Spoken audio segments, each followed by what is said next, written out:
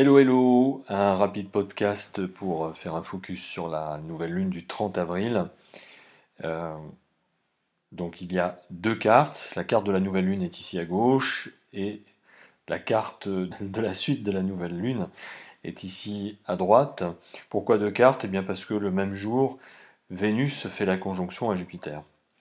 Et Vénus est la planète qui maîtrise justement cette nouvelle lune dans le signe du Taureau, puisque le signe du Taureau est gouverné par Vénus.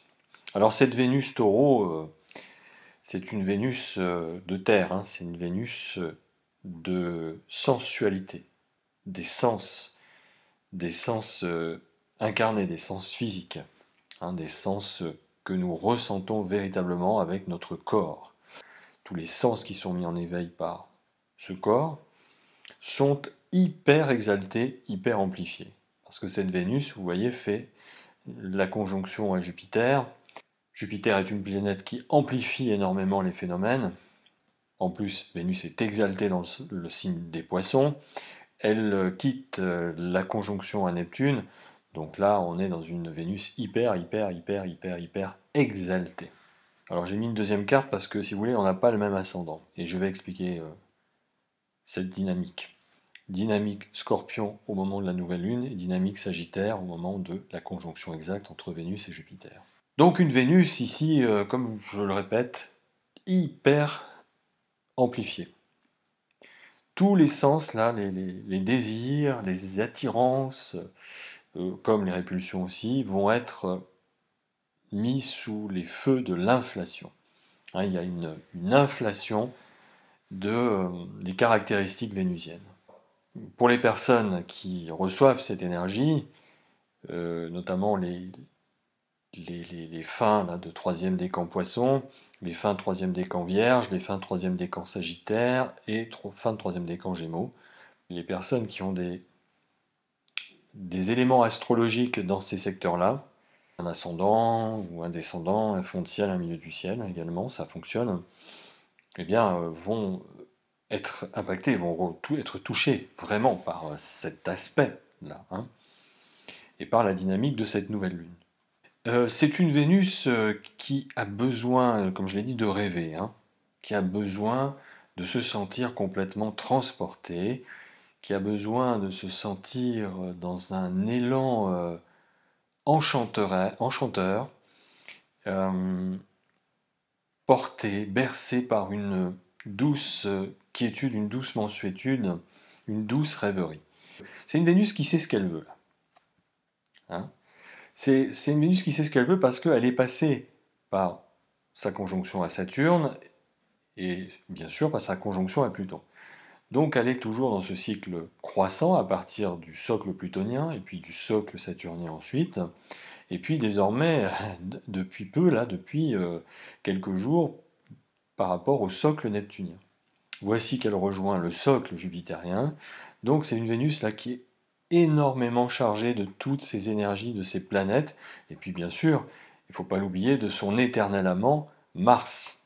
Donc cette Vénus là, elle est pleine de caractéristiques de ces planètes.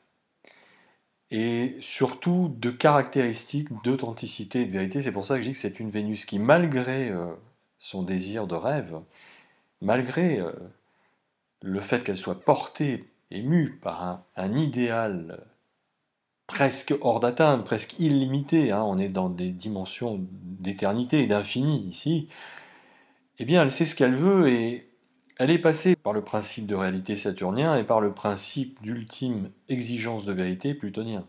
Donc si les énergies ont bien été assimilées au moment de ces conjonctions, on peut dire que le rêve ici peut devenir réalité. Et on n'a plus du tout envie de s'embarrasser avec des choses, voilà, hein, des choses superflues. Même si effectivement le caractère de cet amas planétaire peut porter à une telle inflation que cela peut conférer à l'illusion et au mirage. Alors pour certaines personnes, parce que je tiens à le rappeler quand même que les énergies peuvent être vécues et exprimées de différentes façons. Bien entendu. Mais si on a bien intégré ces deux notions, et aussi la notion martienne, d'agir, d'action, hein, eh bien, Tout est possible ici, hein. Vraiment, tout est faisable. Ce sont des conjonctions, donc c'est le début du cycle, hein. Une conjonction, c'est comme une nouvelle lune, d'ailleurs, qui est ici, hein, conjonction Soleil-Lune, c'est-à-dire c'est un point zéro. C'est le point de germination. Et si on regarde le ciel au moment de la nouvelle lune, on ne voit pas la lune, hein, on ne voit rien du tout.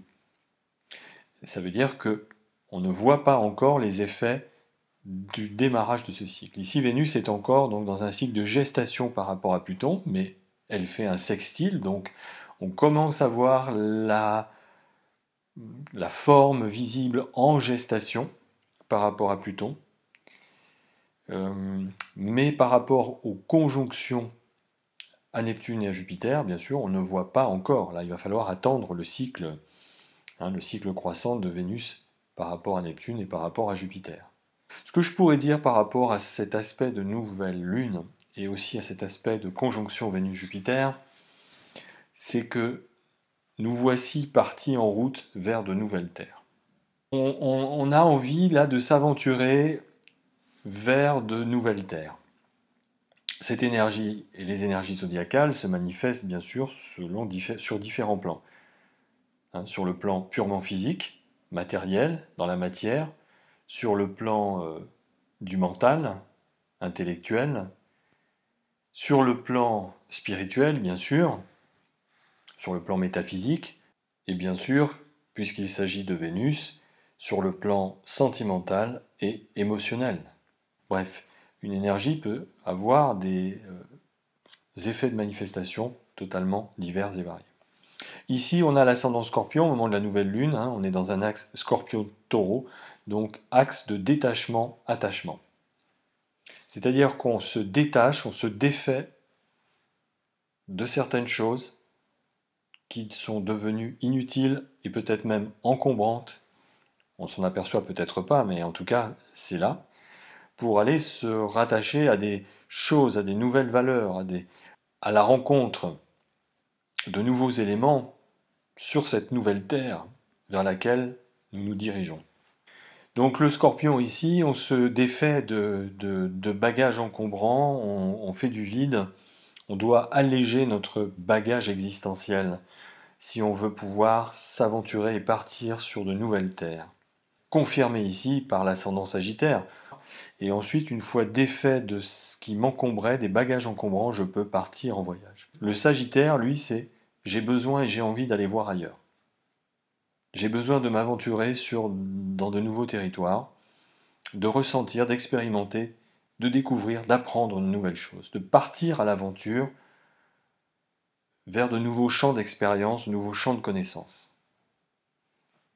Donc je m'en vais voir ailleurs si j'y suis ou si je pourrais y être. Mais pour partir dans cet ailleurs, pour partir en voyage, il faut que je me sois défait de bagages qui m'encombrent trop. Pour donner une image vraiment toute simple, c'est comme si vous arriviez à l'aéroport à l'embarquement et vous avez emmené toutes vos affaires, toutes vos valises. Vous avez 50 valises avec vous. Et on vous dit à l'embarquement, mais c'est pas possible, vous ne pouvez pas tout emmener. Ça, c'est le scorpion là qui vous dit ça. Donc, si vous voulez partir en voyage ici avec l'ascendant Sagittaire, si vous voulez aller voir ailleurs, vous aventurer sur ces fameuses nouvelles terres qui vous appellent, qui sont très intéressantes, vous n'allez pas pouvoir emmener toutes vos affaires. Donc il faut que vous acceptiez de lâcher, de vous défaire d'affaires, d'objets auxquels vous étiez très attaché. Mais l'appel du large est fort. Le vent du large vous appelle, les nouvelles terres vous appellent. Peut-être aussi parce que certaines circonstances obligent à s'en aller. Encore une fois, je dis bien que ce voyage-là peut être très symbolique. Donc, se défaire de ses bagages à l'aéroport, désolé messieurs, dames, il va falloir vous séparer, vous délester de vos valises. Là, on ne peut pas monter tout dans la soute, c'est pas possible. Donc, on vous laisse un peu de temps, faites du tri. Faites du tri, prenez ce dont vous avez le plus besoin, parce que là, il s'agit vraiment de besoins élémentaires, essentiels, existentiels, ce dont on ne peut pas se passer. Encore une fois, c'est une énergie plutonienne, le scorpion, et aussi Mars.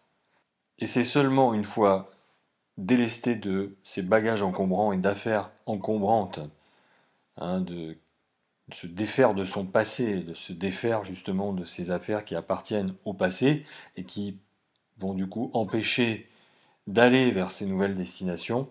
Le Sagittaire, il a envie de se sentir libre, de courir dans des grands espaces, de vastes horizons, et c'est pas en étant chargé de lourds bagages qu'il va pouvoir le faire. Hein. Là, ici, c'est cet aspect. Ces cartes du ciel nous disent c'est ok pour le nouveau départ, mais il va falloir voyager léger. De toute façon, toujours avec ces Pluton là qui agit énormément et Saturne, on est avec des planètes de dépouillement, hein, de toute façon là. On se dépouille, on se défait, on s'allège, et on allège aussi son bagage karmique.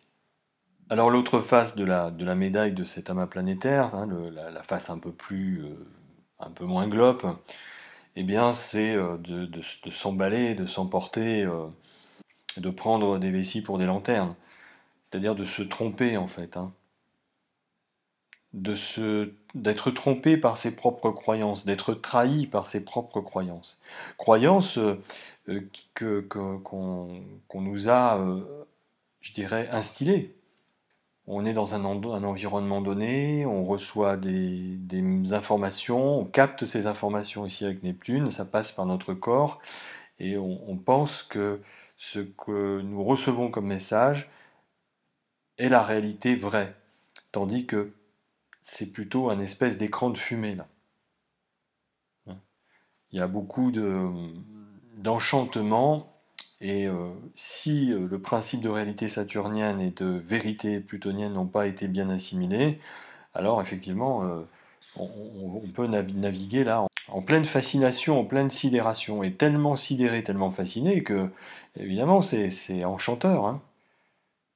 On nous montre quelque chose, ou on nous présente quelque chose d'absolument merveilleux, et on y croit, sauf que, bah oui, derrière le rideau de fumée se cache une réalité qui est beaucoup moins enchanteresse que ce qu'elle veut bien laisser montrer.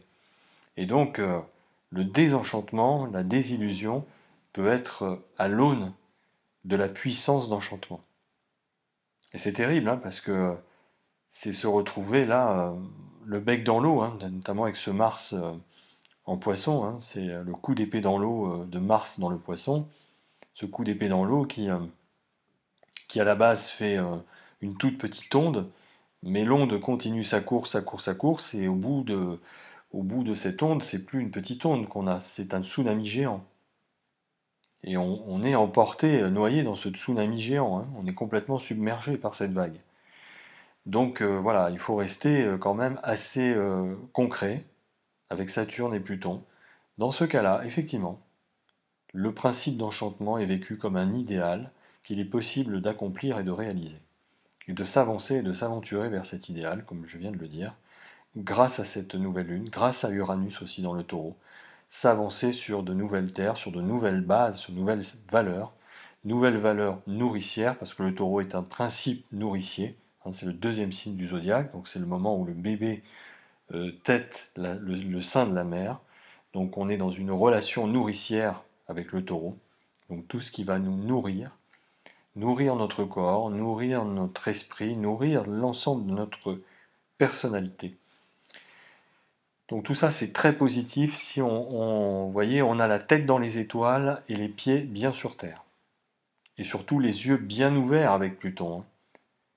C'est-à-dire d'avoir la capacité de se dire non non mais là on est en train de me brosser un portrait et un tableau certes très charmant et très charmeur, parce que ici c'est ça, il y a un effet un peu hypnotique, sauf que ok, c'est très agréable de se sentir charmé et enchanté, mais derrière tout cela, moi je vois bien ce qui se cache, je vois bien la réalité. Donc je suis d'accord pour m'enchanter, mais pas pour les réalités qu'on veut me présenter et que je vais trouver fallacieuses. Ceci est confirmé par la rétrogradation de Pluton, qui rentre d'ailleurs en rétrogradation ce même jour, ce jour de la nouvelle lune en taureau. Donc le moment de la rétrogradation, eh bien c'est un moment de révision, c'est une possibilité de revoir sa copie. Donc justement par rapport à cette espèce d'écran de fumée possible, cette espèce de faux enchantement qui pourrait tromper nos sens, nos perceptions par rapport à une situation donnée, bien plutôt principe de vérité ultime, parce que là on peut être dans des dimensions qui ont trait au mensonge. Bien plutôt lui, il va nous proposer justement de revoir un peu tout ça là, hein. Nous mettre face à nos auto-illusions. Des illusions qui ont été nourries par des éléments extérieurs. C'est un peu cet amas planétaire, et avec ce Pluton rétrograde, c'est un peu le plus c'est gros, plus ça passe. Bah oui, mais justement, là, ça va peut-être moins passer, moins bien passer, avec ce Pluton rétrograde. Et qu'il va falloir aller creuser et faire jaillir une vérité qui n'est peut-être pas très agréable à regarder, qui est dérangeante, qui nous place finalement face à nos propres égarements, à nos propres refus de voir la réalité en face aussi. Ça, c'est une possibilité. Vous savez, c'est faire l'autruche, hein, mettre la tête dans le sable, ou préférer rester dans une sorte de fuite aussi, fuite de la réalité, parce que cette réalité est tellement dérangeante, tellement difficile à admettre, que ça viendrait bouleverser complètement nos façons d'être, nos façons de vivre, et nos organisations de vie, justement, nos organisations politiques peut-être. Ouais. Mais en tout cas, c'est dans l'air, là. Et beaucoup de circonstances, beaucoup d'éléments participent à faire jaillir cette prise de conscience de ce moment d'égarement. Parce que si on reste dans ce moment d'égarement, comme c'est une conjonction, c'est un point de départ, ça pourrait durer comme ça pendant un certain temps. Au moins jusqu'au carré de Vénus à Jupiter, ou de Vénus à Neptune.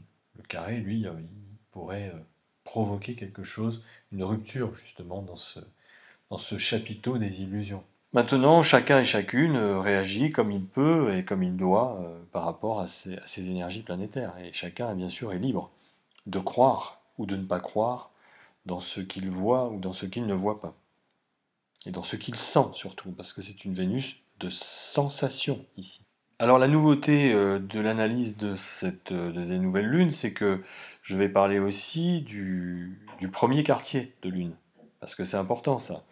On fait souvent des vidéos sur la nouvelle lune et sur la pleine lune, et on en oublie les aspects de carré qui sont vraiment essentiels, parce que c'est au carré que la partie visible justement de ce qui a été ensemencé au moment de la nouvelle lune va nous apparaître au monde. L'aspect de carré est un aspect accoucheur, je le rappelle, accoucheur de forme. Surtout l'aspect de carré croissant. Donc regardons un petit peu ce carré croissant que voici. Donc ça aura lieu le 9 mai, carré de lune, avec la lune dans le lion. Et donc Soleil conjoint à Uranus dans le taureau, bien sûr, qui se rapproche de faire une conjonction nœud-nord. Nœud-nord taureau, toujours dans cet axe détachement, attachement. Avec cet axe de nœud lunaire, et donc l'ascendant qui a lieu à la nouvelle lune, c'est raccord avec ce que je viens de dire, c'est-à-dire de se défaire, de se détacher pour pouvoir se nourrir de nouvelles informations, de nouvelles valeurs, et donc prendre possession de nouveaux territoires, de ces nouveaux espaces, de ces nouvelles terres, réelles, concrètes ou bien imagées. Le carré ici, il y a une véritable expression. Et on voit que ce carré fait un carré apex, hein, donc à l'apex avec Saturne. Donc Saturne fait un carré au Soleil, et bien sûr il oppose à la Lune. Alors c'est une opposition assez large, c'est un carré assez large à Saturne, mais quand même, on peut dire que là, le principe de réalité saturnien est très fort. Toujours pareil, le vieux monde, le nouveau monde, qu'est-ce qui se passe, comment on fait, quelles sont ces résistances, qu'est-ce qu'on a à comprendre avec ces résistances, qu'est-ce qu'on jette, qu'est-ce qu'on garde, tout ça est bien mis en scène. Voilà. Voilà ce que je pouvais dire sur cette nouvelle lune et ce premier quartier. Hein, dans le lion ici, on a envie d'exprimer ce besoin de nouvelles terres, cette envie de nouveaux espaces, de s'aventurer ailleurs, d'aller voir ailleurs si j'y suis, ou si je pourrais y être, réfléchir à tout cela. Alors pour certains, il est peut-être question d'exil par rapport à la situation actuelle et les craintes qui sont tout à fait légitimes d'ailleurs. Euh, Parce que je reçois pas mal de messages qui me posent la question, est-ce qu'il va y avoir une troisième guerre mondiale? Est-ce que ça va dégénérer? Je réponds simplement que la troisième guerre mondiale, elle a déjà lieu. Pour l'instant, elle est économique, c'est clair, hein. Donc après, est-ce qu'elle aura lieu militairement? Euh, je dirais que tout pourrait effectivement faire partir cela dans ce sens, hein. On risque d'avoir véritablement une troisième guerre mondiale militaire si les personnes n'arrivent pas à développer justement de caractéristiques plus vénusiennes. Mais alors, pour la diplomatie, on a plus besoin d'une Vénus balance. Donc si la Vénus balance, hein, justement, la Vénus est prise de justice, d'équilibre, de diplomatie, de tact, euh, celle qui sait se faire oublier, en tout cas en apparence, mais justement, pour l'équilibre, pour l'équité, des relations entre les éléments. Donc, si cette Vénus réussit à se faire entendre, alors oui, on pourra éviter l'embrasement. Donc, restons prudents. Bien sûr, il ne s'agit pas de créer de la peur avec ça, mais de toute façon, bon, moi je l'avais dit, hein, j'avais dit avant même que, d'ailleurs, la Russie envahisse l'Ukraine, j'avais dit que c'était pas bon signe, quoi, si effectivement ça se déroulait comme ça. Parce que comme on est dans des énergies, si vous voulez, d'amplification, là, avec Vénus, Neptune et Jupiter, Neptune, bah en fait, tout phénomène qui naît à ce moment-là a de fortes chances, ou des risques, selon comment on se place, de s'amplifier aussi. Hein, on peut amplifier les belles choses comme les choses moins agréables avec cet aspect. Croisons les doigts pour que notre ami la balance là sorte tous ces atouts charmants pour ramener de la paix et de la diplomatie, parce que sinon, effectivement, ça risque d'être un peu problématique, d'autant plus que Jupiter là, va rentrer dans le signe du Bélier. Donc Jupiter va amplifier Mars. On voit que Mars en plus se rapproche de sa conjonction à Jupiter, hein, 18 degrés, 29 degrés, vous voyez, dans 1 degré ou 2 degrés, ça y est, il fera la conjonction à Jupiter. En tout cas, il fait déjà la conjonction appliquante à Neptune. Donc en fait, ce Mars-là, il est en train d'agir sur Neptune et sur Jupiter. Alors, est-ce que c'est un Mars belliqueux? Quels effets vont avoir ces coups d'épée dans l'eau? Je ne sais pas, mais ça peut effectivement provoquer vous voyez, ça peut provoquer aussi une onde de choc. Du bout, ça peut être un tsunami, quoi. Un tsunami géant. Donc restons prudents, restons vigilants, croisons les doigts, parce que sinon, si il y a un conflit, une déclaration de guerre officielle militaire, bah là les amis, il va falloir faire preuve d'énormément de solidarité, les uns envers les autres, et puis ça va être un peu tous aux abris, et sauf qui peut. Bon, mais essayons de conserver l'aspect hyper romanesque et hyper enthousiaste de cette Vénus, qui peut quand même nous amener de bons résultats et de belles choses, de bonnes choses, hein. Voilà. Je vous souhaite de passer une belle fin de journée et je vous dis à très bientôt.